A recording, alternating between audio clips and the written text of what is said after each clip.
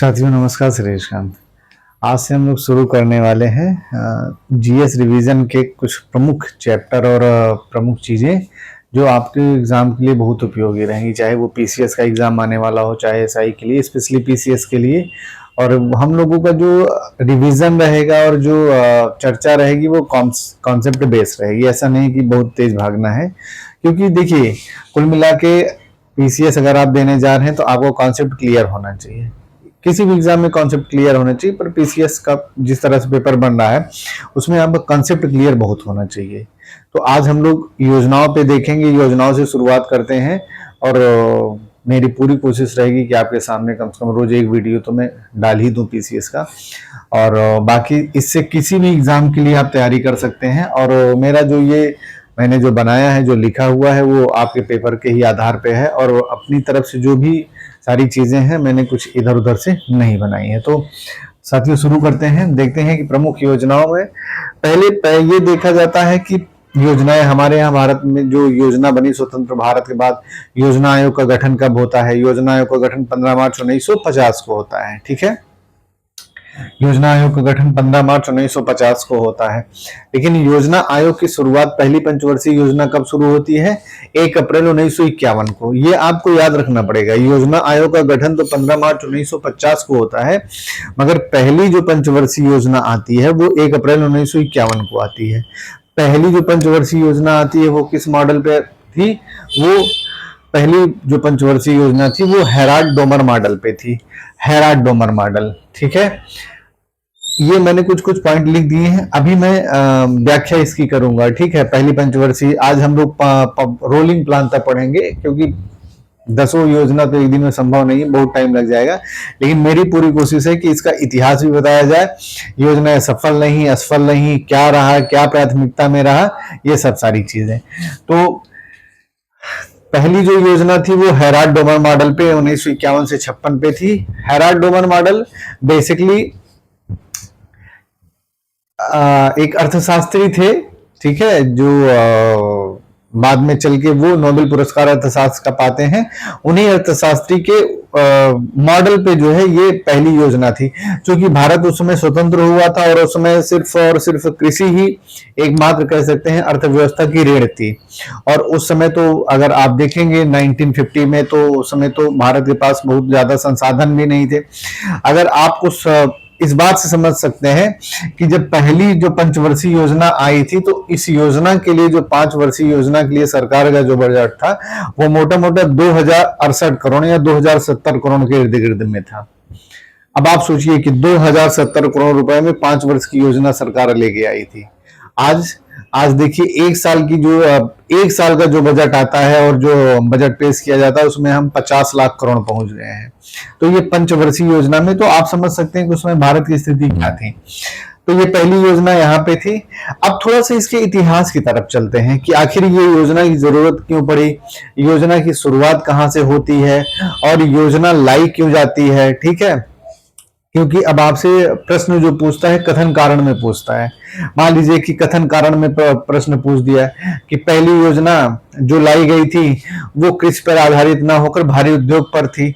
दूसरी पंचवर्षीय योजना भारी उद्योग, सार्वजनिक उद्यमों या भारी उद्योग पे आधारित ना होकर कृषि पे आधारित थी।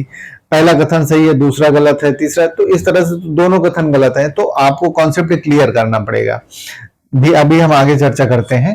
तो देखते हैं पहली बार किसने योजना को लेके बताया कि नहीं भारत में योजना शुरू की जानी चाहिए।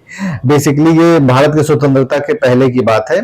1934 में एक किताब आई थी। ठीक है, किताब किसकी आई थी? एम विश्वेश्वरैया की आई थी। प्लान्ड इकोनॉमी फॉर इंडिया 1934 में आई थी। 1934 में इन्होंने अपनी पुस्तक प्लान्ड इकोनॉमी फॉर इंडिया, यानी कि एक इंडिया के लिए जो है नियोजित अर्थव्यवस्था चाहिए, ऐसे बिखरी नहीं चाहिए। भारत के लिए नियोजित अर्थव्यवस्था, आयोजनागत व्यवस्था चाहिए, यानी कि हम उसके विषय में उस योजना बनाए, इसके बाद उसको फॉलो करें। योजना का मतलब यही होता है, जैसे पंचवर्षीय योजना है तो पंचवर्षीय योजना के लिए ये चीज, ये का पॉइंट बना दिए गए, उस पर बजट आवंटन कर दिया गया। अब हम 5 साल सरकार जो है उस पर काम करेगी, ध्यान देगी, योजना को देखेगी कि हाँ सही है कि नहीं है। तो कुल मिला के ऐसी ही प्लान इकोनॉमी फॉर इंडिया में इन्होंने बताया था।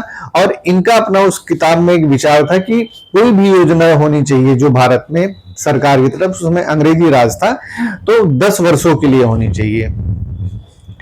मान लीजिए प्रश्न आ गया कि जो प्लान इकोनॉमी फॉर इंडिया पुस्तक एम विश्वेश्वरैया ने लिखी थी, उसमें आयोजना सिर्फ 5 वर्ष के लिए सॉरी साथी 5 वर्ष के कार्यक्रम के लिए थी, तो ये गलत हो जाएगा। जो इन्होंने बताया था वो 10 वर्षीय कार्यक्रम के लिए प्रस्तुत किया था।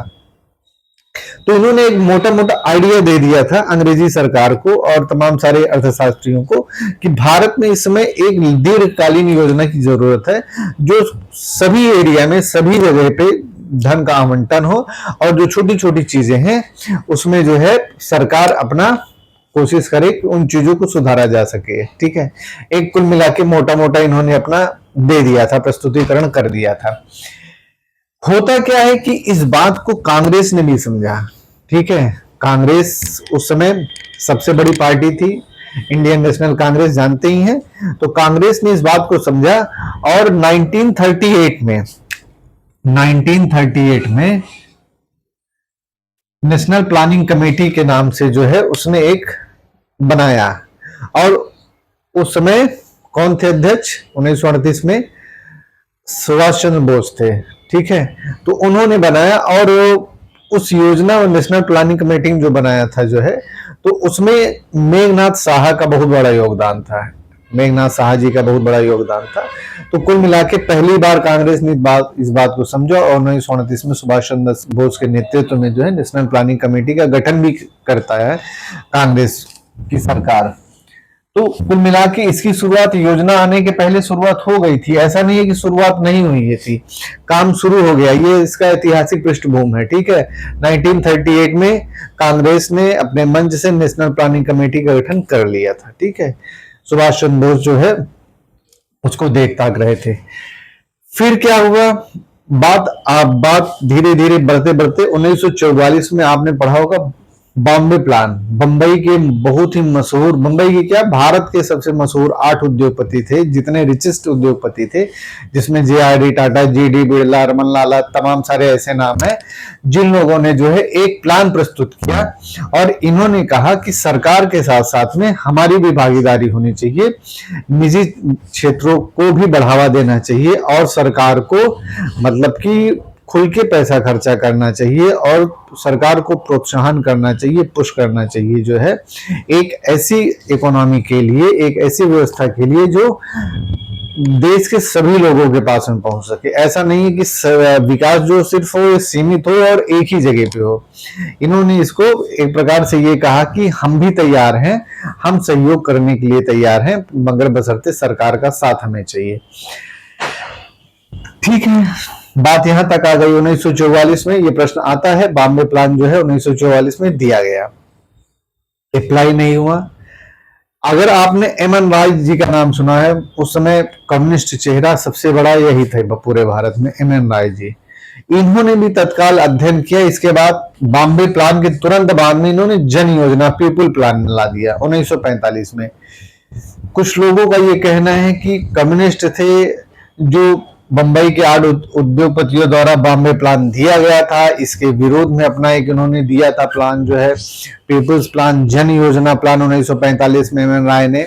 ऐसी बातें कही जाती हैं, समझा भी जा सकता है कि बॉम्बे प्लान दिया, इसमें इन्होंने निजी भागीदारी के लिए जो है सरकार से आग्रह किया कि सरकार विकास करे, लेकिन हमारे साथ में हम भी विकास के लिए तैयार हैं। बाद में तुरंत ही 1 साल के बाद जन योजना यानी पीपुल्स प्लान, यानी कि लोगों की भागीदारी, अर्थशास्त्र में लोगों की भागीदारी होनी चाहिए, ऐसा इन्होंने प्लान दिया था और इसको इन्होंने अपने तर्क से समझाया था, लेकिन वो बहुत ज्यादा ठीक बैठा नहीं है। कह सकते हैं कि वो व्यवहारिक दुनिया में एक प्रकार से असंभव ही था। आज जैसे कि जन योजना कहना आसान होता है, पर पीपुल्स प्लान एक एक व्यक्ति के पास में कौन योजना लागू करेगा कौन नहीं, वो असंभव है। तो एक प्रकार से इन्होंने दिया। फिर सर्वोदय योजना का आपने नाम सुना होगा। सर्वोदय योजना बात आई 1950 में। 1947 में देश स्वतंत्र हो चुका है। अब सरकार को, भारत की सरकार को अपने तरीके से चीजों को करना है। 1950 में सर्वोदय योजना आई। सर्वोदय योजना के लिए कहा जाता है कि सर्वोदय योजना जयप्रकाश नारायण जी की जो योजना है वो पूरी तरह से एक प्रकार से गांधीवादी दर्शन पे आधारित थी।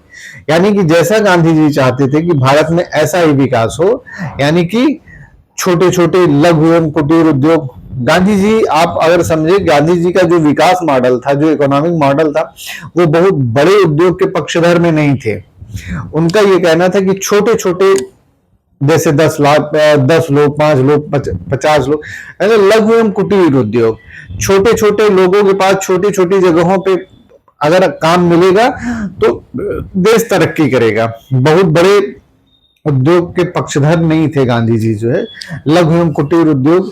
जैसे इसीलिए गांधी जी का न्यास ट्रस्टी का संकल्पना, जो उन्होंने ट्रस्ट की संकल्पना दी थी, न्यास की संकल्पना दी थी, वो एक प्रकार से उसके पीछे वही अवधारणा थी कि जो छोटा छोटा जो लघु एवं कुटीर है, छोटे छोटे उद्योग, हल्के फुल्के उद्योग, बहुत बड़े टाइप के उद्योग नहीं तो वो केंद्रीकरण की स्थिति हो जाएगी और पैसा एक ही लोगों के हाथ में जाएगा। ठीक है, ये कुछ कुछ वैसा ही मॉडल है जैसा कि जॉन लॉक ने एक टाइम पे यूरोप में दिया था। ठीक है, तो कुल मिला के सर्वोदय योजना आती है, यानी कि सबका उदय। सर्वोदय मतलब सभी का उदय। जितने भी पूरे देश में रहने वाले लोग हैं, बिना जाति धर्म भेदभाव, चाहे वो कृषि, अगर देखे, ये तो लोगों की बात हो गई, कृषि से लेके उद्योग से लेके, टेक्नोलॉजी से लेके, विज्ञान से लेके, कोई ऐसा क्षेत्र ना हो जिसमें इन्होंने कहा नहीं है सर्वोदय योजना, यानी कि सभी का उदय। ठीक, ये एक ऐतिहासिक पृष्ठभूमि बन गई जो है योजना आयोग के बारे में। ठीक है, हाँ, एक बात और मैं आपको बता दूं, इसी बीच 1944 से 46 के बीच में क्या होता है कि अंग्रेजी सरकार ने भी एक एडवाइजरी कमेटी नियुक्त की थी प्लानिंग वानिंग के विषय में, यानी कि भारत में कुछ बेहतर कर सकने, क्योंकि उनको ये अंदाजा लग गया था कि हम जाने वाले हैं। तो केसी नियोगी को उन्होंने अध्यक्षता में नियुक्त किया था कि आप बताइए, एक उन्होंने ऐसे ही एडवाइजरी कमेटी नियुक्त कर ली थी कि आप बताइए, कभी अगर प्रश्न आ जाए तो केसी नियोगी वो थे। ठीक है, वो हेड कर रहे थे उसको, जो है, तो वो 2 साल के लिए था। हालांकि उसका कुछ भी परिणाम नहीं निकल पाया, लेकिन एक सैद्धांतिक तरीके से जो मिलता है वो यही है। तो ये हो गया योजना के बारे में कि योजना आयोग के गठन के पहले क्या क्या चीजें भारत में हो रही थी। 1934 से शुरू हुआ। 1929 में इंडियन नेशनल कांग्रेस ने नेशनल प्लानिंग कमेटी बनाया था, जो है सुभाष चंद्र बोस हेड कर रहे थे उसी समय। उसमें मेघनाथ साहा जी का बहुत योगदान था, जो है उसको, उसके गठन उठन को लेके ये सब सारी चीजें मिलती हैं। ठीक है, फिर अब बात आती है कि कैसा मॉडल अपनाया जाए भारत में। ठीक है, उस टाइम पे भारत में कैसा मॉडल अपनाया जाए, तो उस टाइम भारत, नेहरू जी पूरी तरह से, एक देखिए, नेहरू जी की जो विचारधारा थी वो पूरी तरह से समाजवादी विचारधारा थी, और नेहरू जी अंतरराष्ट्रीय स्तर के व्यक्तित्व थे, अंतरराष्ट्रीय स्तर के व्यक्ति थे।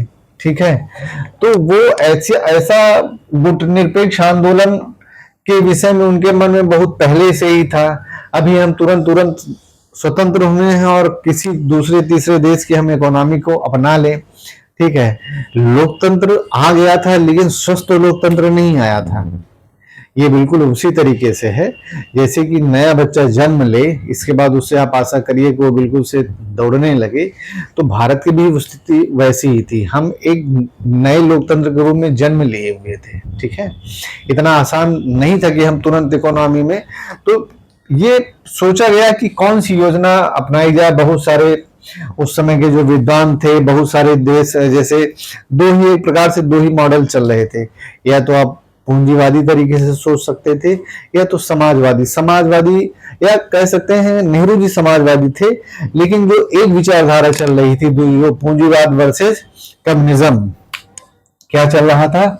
पूंजीवाद वर्सेस कम्युनिज्म, कम्युनिस्ट। ठीक है, कम्युनिज्म। ठीक, अब क्या होता है, हुआ ये कि 1928 में, 1920 के बाद में कहीं कहीं 1928 मिलता है, 1928 हम मान लेते हैं। 1928 में रूस में जोसेफ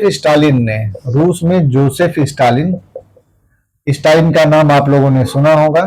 जोसेफ स्टालिन ने पहली बार पंचवर्षीय योजना का शुभारंभ किया। पहली बार पंचवर्षीय योजना की शुरुआत की रूस में, पंचवर्षीय योजना की शुरुआत की, ठीक है, शुरुआत की। तो पहली बार कौन कर रहा है पूरे विश्व में? पहली बार पंचवर्षीय योजना का शुभारंभ जोसेफ स्टालिन ने 1928 में किया। मैंने फिर कहा है, डेट में हो सकता है कुछ, ईयर में कुछ कंफ्यूजन हो जाए, लेकिन स्टालिन ने 1920 के बाद शुरू कर दिया था। कहीं कहीं किताबों में, नेट पे भी 1928 दिखाता है। जोसेफ स्टालिन की ये जो पंचवर्षीय योजना थी, ये कुल मिला के कम्युनिस्ट थे, ठीक है, लेकिन ये पूर्णतः कम्युनिस्ट भी नहीं थे, ठीक है। जैसे आप रसिया में कम्युनिज्म देखते हैं या चाइना में कम्युनिज्म देखते हैं, तो वो पूरा मार्क्स का कम्युनिज्म नहीं है, उसको अपने तरीके से उन्होंने फोल्ड कर लिया, अपनी सुविधा के अनुसार लचीलेपन को एक्सेप्ट कर लिया है। तो कुछ कुछ स्टालिन ने भी वैसा ही किया था, उस पंचवर्षीय योजना को लागू किया था अपने देश में, और योजना ठीक ठाक चल रही थी, ऐसा नहीं है। नेहरू जी का झुकाव समाजवाद की तरफ था ही, ठीक है। तो नेहरू जी ने क्या किया कि यही यूएसएसआर का, यानी कि सोवियत संघ का, तब ये रूस नहीं था, तब ये आप ये मान लीजिए कि सोवियत संघ था, आज तो रूस है, ठीक है, सोवियत संघ था।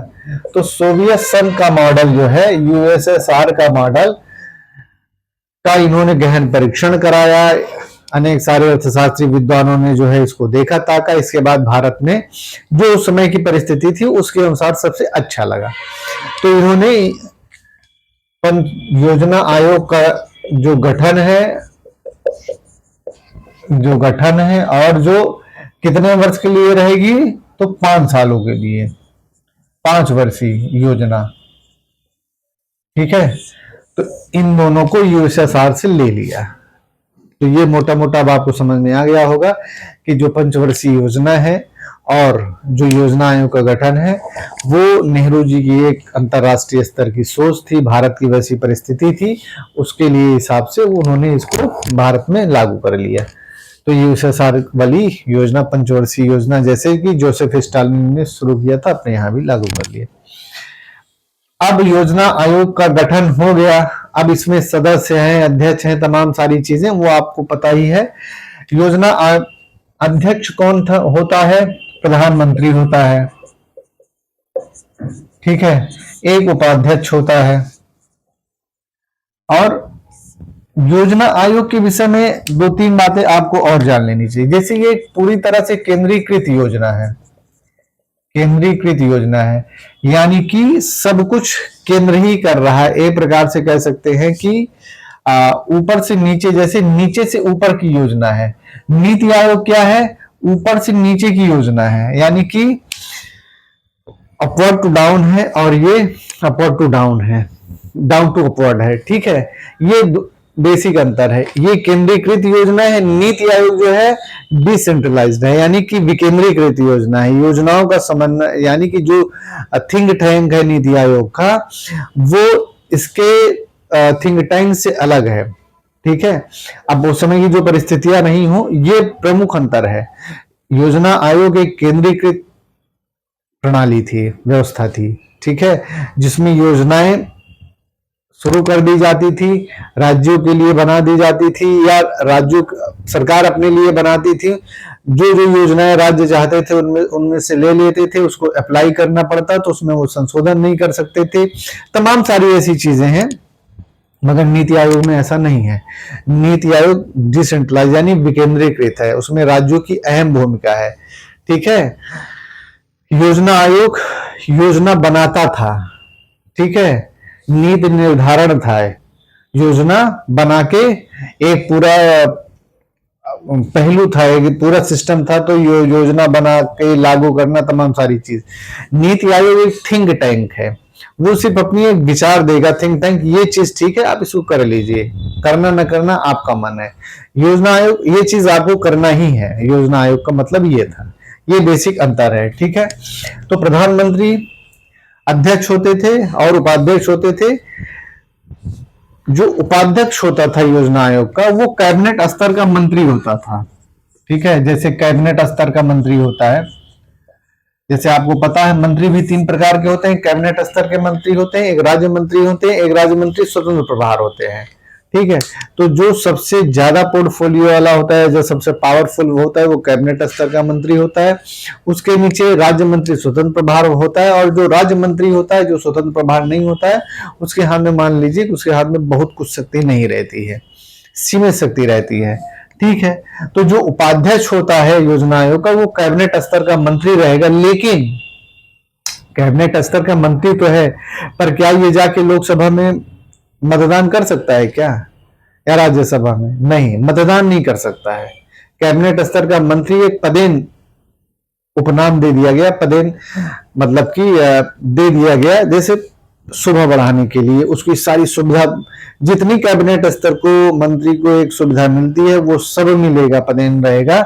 मगर ये ऐसा नहीं कैबिनेट स्तर का मंत्री तो जाके किसी भी मुद्दे पे वो लोकसभा में जो है वोट दे दे, वोट नहीं दे सकता, ये अंतर है। ठीक है, तो प्रधानमंत्री योजना आयोग का अध्यक्ष कौन होता था? प्रधानमंत्री होता था, और उपाध्यक्ष जिसको सरकार चाहे वो कर सकता था। तो ठीक है, तो आज भी वही है। नीति आयोग में अध्यक्ष कौन होता है? प्रधानमंत्री होता है, उपाध्यक्ष कोई भी कर सकता है। नीति आयोग में सीईओ का गठन कर दिया गया है। ठीक है, सीईओ भी इंपॉर्टेंट है। तो नीति आयोग थोड़ा सा ज्यादा कह सकते हैं कि ऊपर से नीचे है। योजना आयोग वो ठीक है नीचे से ऊपर था, इसको आप ध्यान रखिएगा। पहली योजना, पहली प्रथम पंचवर्षीय योजना, जैसा कि अब बात कर लेते हैं प्रथम पंचवर्षीय योजना के विषय में। इतना तो अब आपको अंदाजा लग गया होगा। प्रथम पंचवर्षीय योजना 1 अप्रैल 1951 से शुरू हुई, 1956 में खत्म हो गई। इसमें अब देखते हैं कि प्रमुख प्रमुख चीजें क्या हुए। अब प्रथम पंचवर्षीय योजना हेराल्ड डोमर मॉडल पे आधारित थी। ठीक है, तो प्रथम पंचवर्षीय योजना में कृषि पे सबसे विशेष ध्यान दिया गया, क्योंकि कृषि ही, एग्रीकल्चर ही उस समय भारत की रीढ़ थी और कृषि प्रधान हमारा देश था। तो प्रथम पंचवर्षीय योजना में क्या क्या इंपॉर्टेंट था? कृषि पर विशेष ध्यान दिया गया। ठीक है, कृषि पर विशेष ध्यान दिया गया। दूसरा क्या है? लगभग 2068 करोड़ का बजट था। ठीक है, अब पंचवर्षीय योजना शुरू हुई, धीरे धीरे विकास होना शुरू हुआ। तो इस टाइम पे क्या होता है? इसी टाइम पे होता है कि जो हमारे यहाँ इस्पात कारखाने पांचों द्वितीय पंचवर्षीय और तृतीय पंचवर्षीय योजना में लगे हैं, तो उसका एमओयू पहले 1956 के पहले ही साइन कर लिया जाता है। ठीक है, यूजीसी की स्थापना होती है। ठीक है, ये प्रथम पंचवर्षीय योजना की बात मैं कर रहा हूं। यूजीसी की स्थापना होती है। 5 आईआईटी का गठन होता है। 5 आईआईटी का गठन होता है। ठीक है, 5 आईआईटी का गठन होता है, जो हमारे यहाँ आईआईटी हैं। ये सब प्रथम पंचवर्षीय योजना की जो महत्वपूर्ण बातें हैं। यूजीसी की स्थापना होती है, उसी टाइम पे आईआईटी का गठन होता है।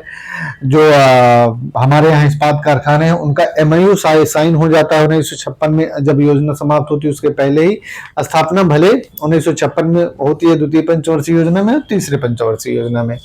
तो ये कुल मिला के प्रथम पंचवर्षीय योजना की कुछ प्रमुख बातें हैं जो इस योजना के तहत होता है।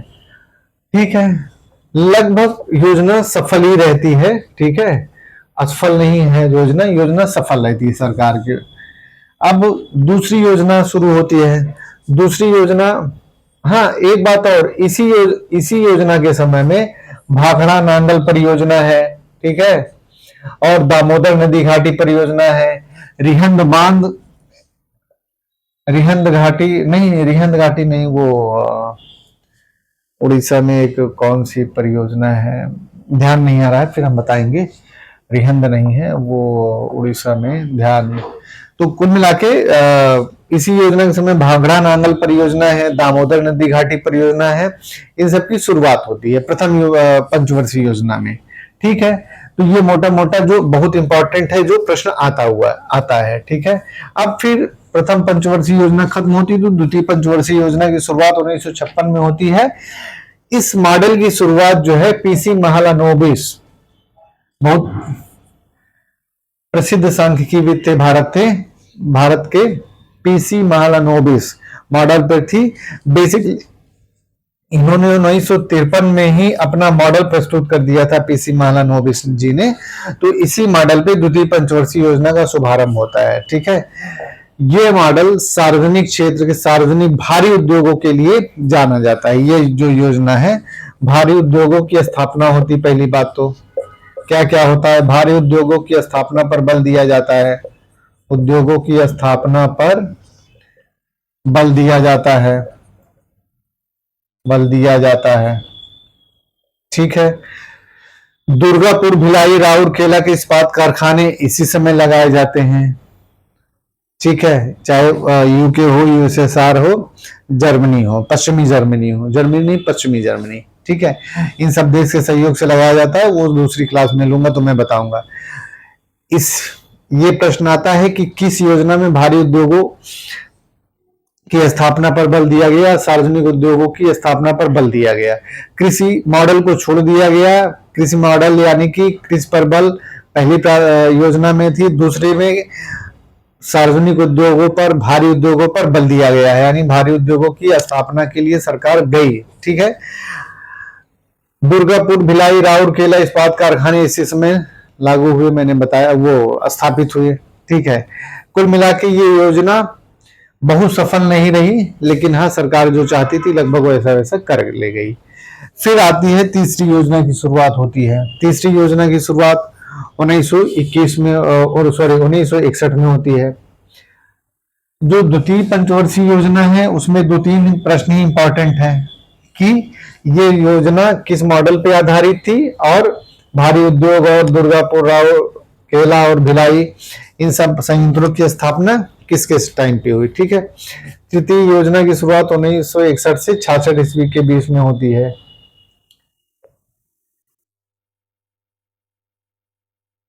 ठीक है,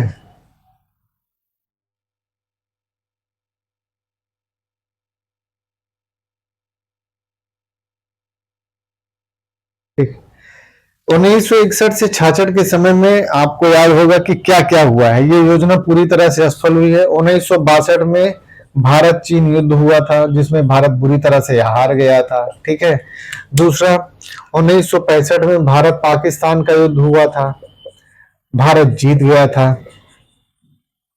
ठीक, 1965 के एंड और 66 में भारत में बहुत जबरदस्त अकाल पड़ा था, सूखा पड़ा था, लाखों लोग मर गए थे, सूखे की स्थिति हुई थी। ठीक है, इसी वजह से पहली बार 1966 में जाके रुपए का अवमूल्यन होता है। पहली बार रुपए का अवमूल्यन कब आप देखते हैं? 1966 में, इसी समय होता है। 1966 में इसी समय। इस योजना के असफल होने का कारण यही है, लेकिन इस योजना में कुछ चीजें अच्छी भी होती हैं। जैसे भारत में पहली बार पंचायत का चुनाव इसी योजना के समय में होता है, प्रथम बार। यानी कि लोकतंत्र को बिल्कुल से जमीनी स्तर पर लाने का काम कब शुरू होता है? प्रथम पंचायत का चुनाव देश में, चुनाव इसी समय होता है। यानी कि तीसरी पंचवर्षीय योजना में पंचायत चुनाव भारत में पहली बार शुरू होता है, यानी कि राजनीतिक विकेंद्रीकरण की आप स्थिति देखेंगे पहली बार। ठीक है, इसी योजना के समय 1966 में हरित क्रांति की शुरुआत होती है। ठीक है, 1966 में हरित क्रांति की शुरुआत होती है। हरित क्रांति की शुरुआत होती है। हरित क्रांति के भारत में शुरुआत के जन्मदाता कौन है या जनक कौन है? एम एस स्वामीनाथन जी हैं। आपको पता ही है एम एस स्वामीनाथन है। विश्व में कौन है? नॉर्मन ई बोरलाल जी हैं। ठीक है, तो भारत में इसी योजना में 1961 से 66 के समय में इसी योजना में क्या क्या हो रहा है? एक तरफ भारत चीन की युद्ध हुआ 1962 में, भारत हार गया। कुछ समय के बाद नेहरू जी खत्म हो जाते हैं। इसके बाद शास्त्री जी प्रधानमंत्री बनते हैं। उनके प्रधानमंत्री बनने के कुछ समय के बाद भारत पाकिस्तान का युद्ध छिड़ जाता है, भारत जीत जाता है। इसके बाद जीत तो जाता है, लेकिन आर्थिक स्थिति एकदम चरमरा जाती है, मतलब डबाडोल हो जाती है। उसी समय 1965 एंड और 1966 में भारत में सूखा जबरदस्त पड़ता है, अकाल की ऐसी स्थिति आ जाती, लाखों लाख लोग मर जाते हैं। ऐसी स्थिति में जब रुपया बिल्कुल से कह सकते हैं कि गिर रहा था, तो रुपए का अवमूल्यन पहली बार किया गया। यानी कि अवमूल्यन का मतलब क्या होता है कि किसी दूसरी मुद्रा के सापेक्ष अपनी मुद्रा का मूल्य कम कर देना सरकार के द्वारा, ठीक है, ये होता है रुपए का अवमूल्यन। किस मतलब रुपए का अवमूल्यन, भारत में रुपया ही चलता है तो रुपए का अवमूल्यन हुआ है, ठीक है। लेकिन पहली बार देश में पंचायत का चुनाव होता है, हरित क्रांति की शुरुआत इसी योजना के समय में होती है। कुल मिला के ये योजना पूरी तरह से असफल होती है, फेल होती है योजना, ठीक। अब ऐसी स्थिति में फिर क्या होता है कि 1966 में जब योजना समाप्त होती है, तो शास्त्री जी के खत्म होने के बाद जो है इंदिरा जी प्रधानमंत्री बनती हैं। तो बहुत सारे लोगों ने ये सुझाव दिया, विद्वानों ने, कि ऐसी स्थिति में पंचवर्षीय योजना को लागू नहीं किया जा सकता है। तो क्या होता है कि 1966 से 1969 योजना अवकाश का समय होता है। यानी कि 1966 से 69 योजना अवकाश का समय होता है, योजना अवकाश का समय होता है। इस समय योजनाएं नहीं बनी। होता क्या है कि वार्षिक योजनाएं बनती हैं, ठीक है, वार्षिक योजनाएं बनती हैं, जिनके अनुसार विकास को देखा जाता है कि तत्कालीन परिस्थितियों में विकास की रूपरेखा देश में क्या कैसे चल रहा है। क्योंकि ये वही कालखंड है शास्त्री जी के मरने के बाद, जो है अगर राजनीतिक रूप से देखें तो भारत में मतलब प्रधानमंत्री कौन बनेगा कौन नहीं बनेगा, मोरारजी देसाई से लेके कांग्रेस में सभी लोग कह सकते हैं बिल्कुल से पार्टी को तोड़ने पे आमादा है। तो राजनीतिक रूप से हम उस समय पे बहुत ज्यादा कमजोर थी कांग्रेस, इतनी ज्यादा कमजोर थी कि सरकार चलाना मुश्किल हो रहा था। तो ऐसे समय में योजना अवकाश होता है, 66 से 69 प्रश्न आता है, वार्षिक योजनाएं बनती हैं।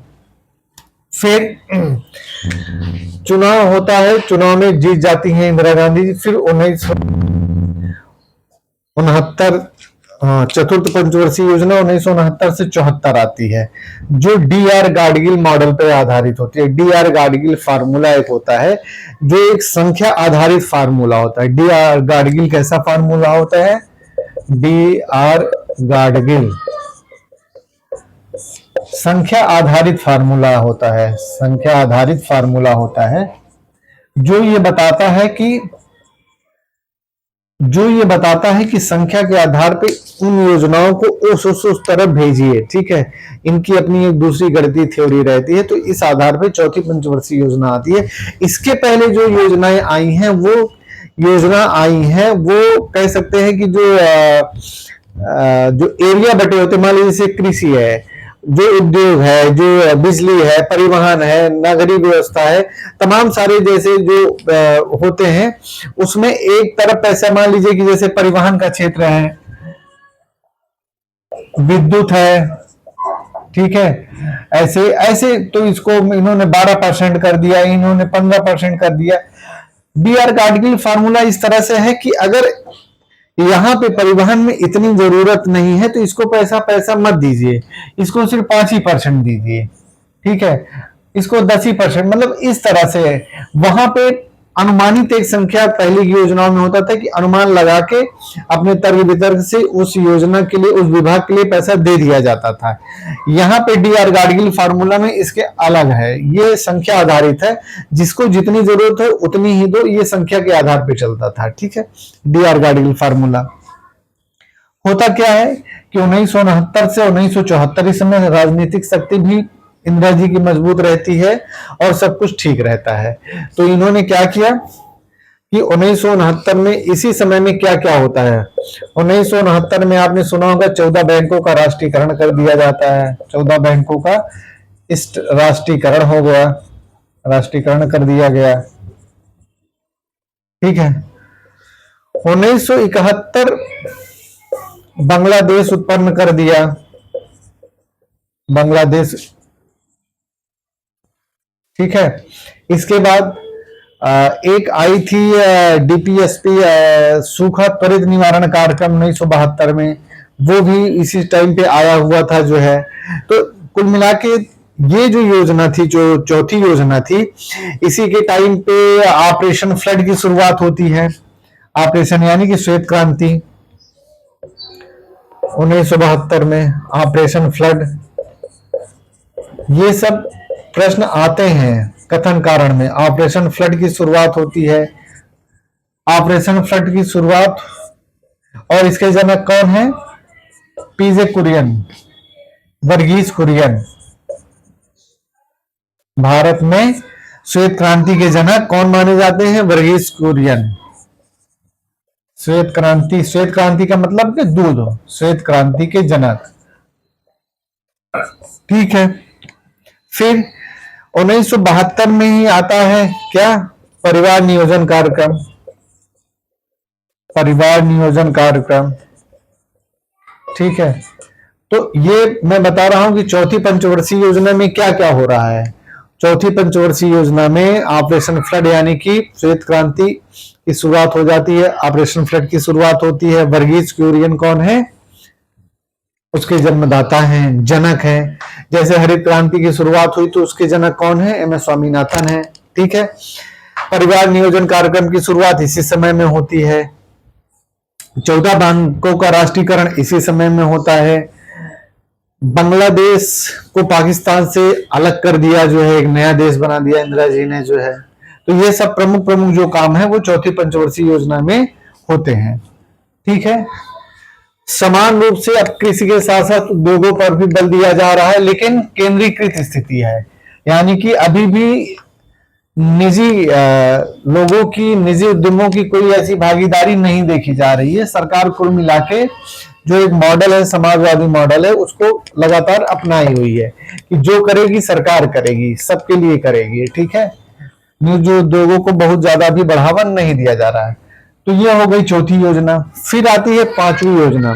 पांचवी योजना की शुरुआत कब होती है? पांचवी योजना की शुरुआत होती है 1974 से 78। बेसिकली पांचवी योजना जो को जाना चाहिए था 79 तक, लेकिन आपको पता है कि 77 में क्या होता है कि इंदिरा जी की सरकार हट जाती है, मोरारजी देसाई प्रधानमंत्री बनते हैं। तो ये योजना 1978 तक जाती है। 78 में शुरू में इसको खत्म कर दिया जाता है, 1974 से शुरू होके। ठीक।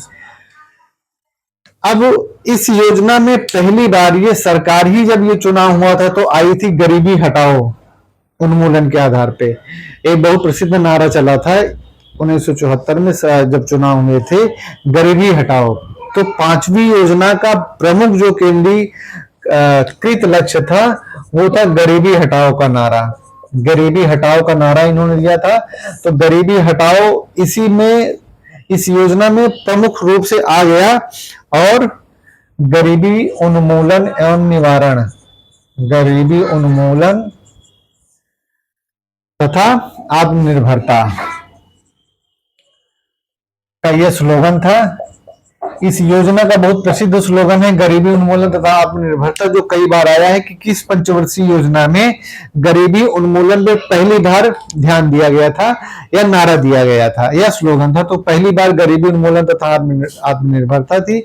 छठी योजना, छठी कह रहे हैं, जो चौथी योजना थी उसमें भी गरीबी उन्मूलन की बात कही गई है, लेकिन वो पूरी प्राथमिकता के तौर पे नहीं आ पाया। पांचवी पंचवर्षीय योजना में पहली बार ये गरीबी उन्मूलन के साथ में ये योजना आती है। ठीक है। अब जब ये योजना आती है तो इसी योजना ने क्या किया, 1975 में 20 सूत्री कार्यक्रम लाया, 20 सूत्री कार्यक्रम लेके आई। ठीक है। फिर क्या लेके आई, जो है न्यूनतम आवश्यकता कार्यक्रम, न्यूनतम आवश्यकता कार्यक्रम, ये सब इसी योजना में आई हैं। ठीक है। न्यूनतम आवश्यकता कार्यक्रम। ठीक। फिर क्या है, काम के बदले अनाज कार्यक्रम, काम के बदले अनाज कार्यक्रम। ये 1974 से 1978 के बीच में ही आई है। ठीक है। 20 सूत्री कार्यक्रम तो स्पेसिफिक 1975 में आई है। ठीक। इन योजनाओं की शुरुआत होती है जो कि बहुत तेजी से चीजों को बदलना शुरू कर देती है। लेकिन यह है कि 1978 में जब सरकार चली जाती है तो क्या होता है 1977 में कि ये सरकार के साथ साथ में योजना भी खत्म हो जाती है।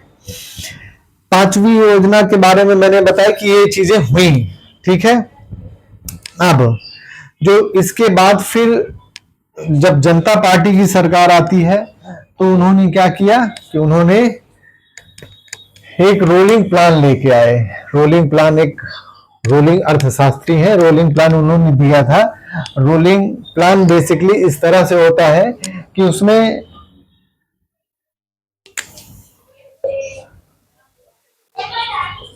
उन्नीस सौ 78 से 80 रोलिंग प्लान, जिसको अनवरत योजना भी बोला जाता है।